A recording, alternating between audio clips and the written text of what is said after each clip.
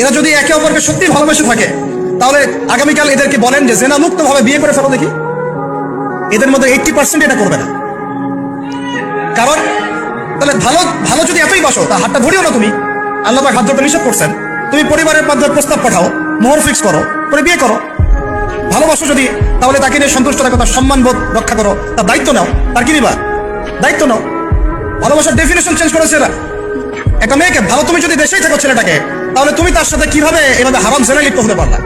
তোমার তো বলা উচিত ছিল যে আমি একজন মুসলিম মেয়ে, আমি এসব জেনাতে যাবো না, আমাকে যদি আপনি পছন্দ করেই থাকেন আমার বাবার কাছে প্রস্তাব পাঠান।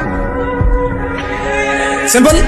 এরপর পরিবারের মাধ্যমে আহাদ হবে, তারপরে আমরা আক্ত হবে, সেখানে আমাদের মোহর থাকবে, সাক্ষী থাকবে, আল্লাহর কালিমা সাক্ষী রেখে আমরা বিয়ে করব।